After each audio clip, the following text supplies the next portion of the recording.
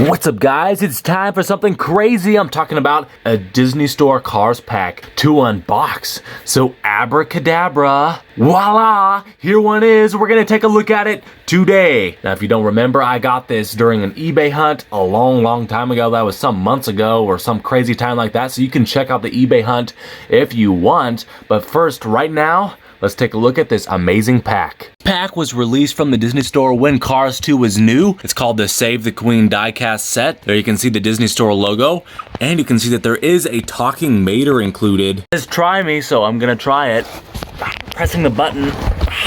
It's not working. Might be because it needs new batteries, because this is such an old pack. I want to take a quick moment to appreciate how cool this packaging is. They sure don't make them like this anymore, especially at the Disney Store. On the side, you can see that overused artwork of Mater from Cars 2. And then around the back, you can see some of the other packs you can get, including the one with Wasabi Mater, Uncle Topolino, Holly Shiftwell, and of course, the Save the Queen diecast set, which is this one. Collect all 4 international sets. And you can see on the side, Finn McMissile. Now we venture into the rather difficult process of getting these out of the package, which I believe begins with this tape right here. So let's begin this process, which is très difficile.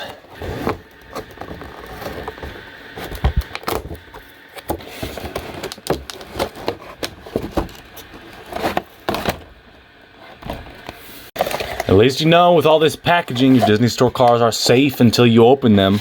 Time to twist. I'll be right back. First of all, let's yoink these out of here. Oh goodness. Still not working. McMissile is free. Now to liberate Miles Axelrod. Miles Axelrod, you're welcome. And the Queen up top here on her little plastic throne thingamajig. You are free. Mater. Sir Toe Mater.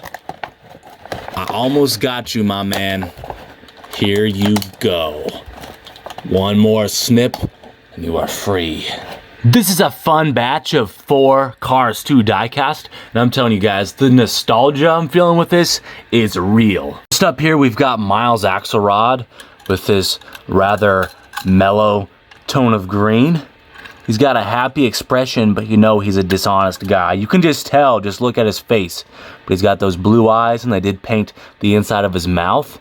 He has the Axelrod logo on the front of his hood right there in silver paint. He's got these nice detailed headlights.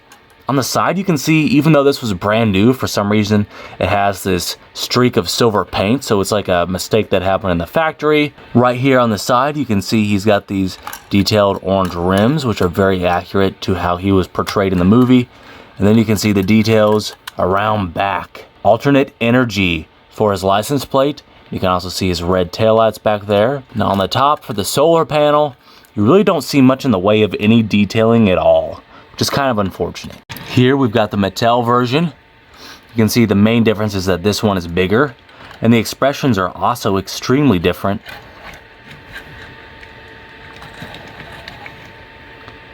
The only other really big difference is that this one has a detailed solar panel on top, whereas this one doesn't. Finn McMissile here has an expression that would suggest that he is up for any challenge and enjoys it for sure. He has green eyes, a big old smirky smile right there.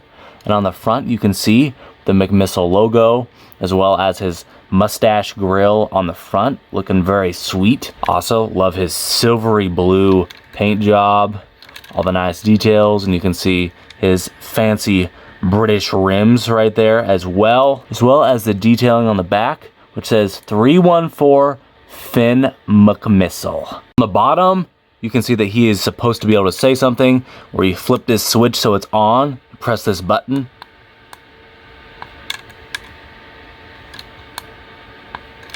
And he's not working. Maybe because the batteries are low. And here is the Mattel version. As you can see, I can't really say that one is better than the other by any means. It's just a matter of preference. The Mattel version definitely has a much more chill expression. However, to me it seems like everything is spot on for both of these. Here we've got the Queen, which is really nice for me because I don't have the Mattel version since she is flipping expensive. However, this Disney Store version scales very nice with the Mattel vehicles. You can see she looks very fancy. She looks like an old Rolls Royce or something. Her eyes are bluish gray. Her expression is pretty mellow. She doesn't really show a whole lot through her expression. On the front we have these plastic attachments, which are a silver type of plastic, such as for the rear view mirrors, and these little fancy Queen things on the front right there. Looks very cool. Now on the side you can see she has two different shades of blue. Looks very royalty with that, as well as these silver rims. And you can see that there's this fender which covers up the back wheels for the most part, which is pretty common on those old fancy types of cars. Now on the back you can see her license plate area is blank. It doesn't say anything at all. And the main cool detail about her is this crown on top, which is very delicate and rubbery. As you can see, it has a lot of flex to it, but it looks very nice. Last but not least, here's Mater, and whether you like it or not, he was the star of Cars 2. This is an interesting representation of him. I think his eye expression is kind of odd. I don't exactly know what it is, but there's something off about it. But anyway, he has green eyes.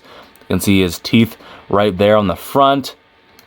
He has got the bomb on his engine right there. It doesn't have a whole lot of details. You don't see the countdown or anything like that. And then on the side, you can just see the regular details he has, except that they did prop him up a bit in the back, which I think is a really cool detail, realistic to the movie. You can see his paint does have some different strokes to it, some different textures, but it doesn't really stand out a whole lot. You can still see Towmater, towing and salvage, radiator springs on the front, as well as these red rims, which do look like they have weathered quite a bit over the years. Now on the back, we get something cool. There's this plastic thing that attaches for the Jetpack.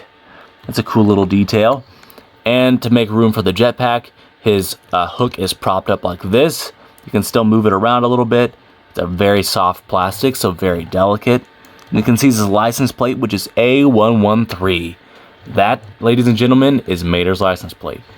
He has these little kind of brittle plastic attachments for the rear view mirrors. And overall, he looks really cool, except that his expression could have been a little less weird. Sadly, Mattel never released a Jetpack Mater, so Disney Store definitely has that advantage over Mattel in this case. However, here's a somewhat similar version where he has the bomb strapped to the front. You can see his expression is crazy different, way better than this one. His rust is also a lot more realistic looking, as you can clearly see. Also, the bomb, though it's grainy on this Thailand release, is much more detailed than the bomb that is on this one. Overall, though, they're both very nice. However, one of the main fallacies of the Disney Store Maters was that the paint for the rust was not very detailed. Just like Finn McMissile did on the bottom, he's got this feature where he's supposed to be able to talk. First, you flip this switch to turn it on. If you haven't done that, then you press this button. I get it. I get it. I know what to do. Did you hear that? I'll try that again. I get it. I get it. I know what to do.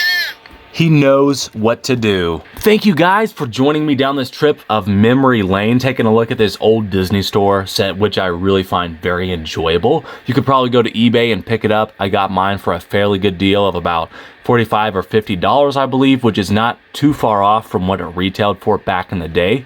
Thank you guys so much for watching. And if you're new to this channel and you haven't hit the subscribe button, what are you doing? Hit that subscribe button and turn the notifications on, because more is coming your way. Also, if you want to help me out just a little bit, it will help quite a bit. And all you have to do is just hit the like button, and I would really appreciate that.